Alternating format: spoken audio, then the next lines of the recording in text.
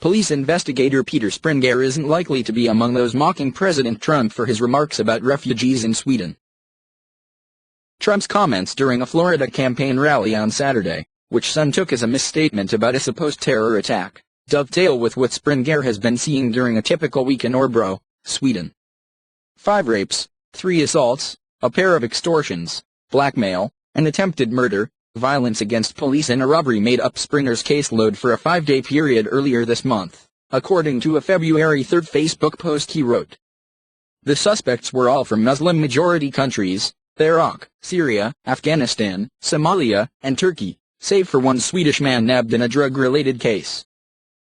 Mohammed, Mahmod, Ali, again and again, Springare wrote of those arrested.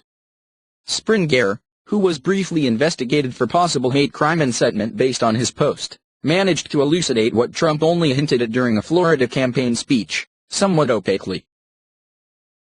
"You look at what's happening last night in Sweden," Trump said. "Sweden. Who would believe this? Sweden. They took in large numbers. They're having problems like they never thought possible."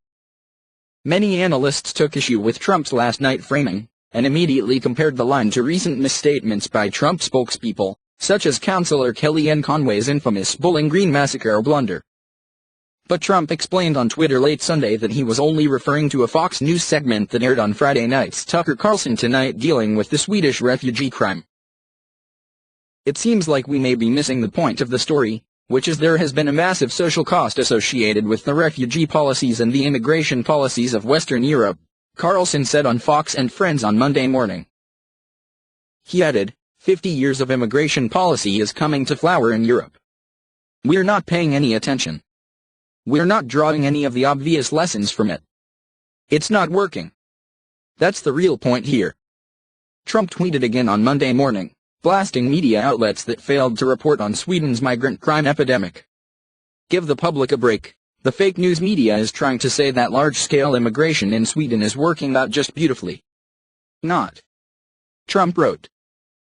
Fox News reached out to the Swedish embassy for comment. However, the building was closed for President's Day. The embassy did tweet back to Trump on Sunday, "We look forward to informing the U.S. administration about Swedish immigration and integration policies."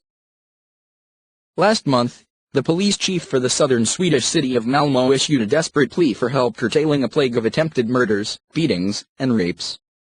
About 32% of Malmö's occupants are migrants, although it is not clear what role migrants play in the crime wave.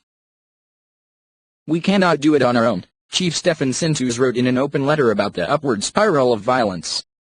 And Sintus is not merely dealing with typical crimes that any modern city would witness. Malmö had 52 hand grenade attacks in 2016 alone, a jump from 48 attacks in 2015, according to figures provided by the Swedish Police Authority.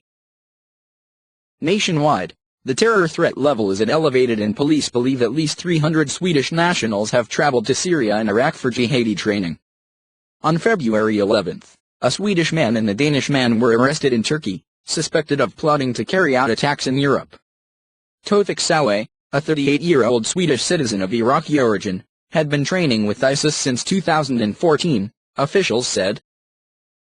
On the same day Springare posted his screed, a Swedish court turned over to Belgium evidence, seized in Malmö, in connection with the 2016 Brussels terror attacks, prosecutors said.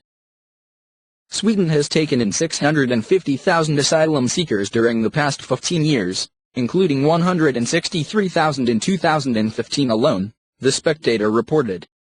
Of those refugees, 35,000 were unaccompanied children, or at least claimed to be.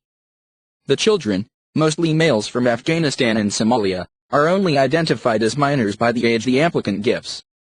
The only time an applicant provided age is rejected as if it's obviously untrue, though there's no clear definition of obviously.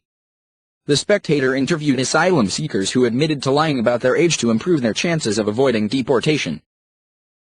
Carlson warned this mass influx of migrants, many of whom are uneducated and jobless, has begun to alter the face, and crime rates, of countries such as Sweden.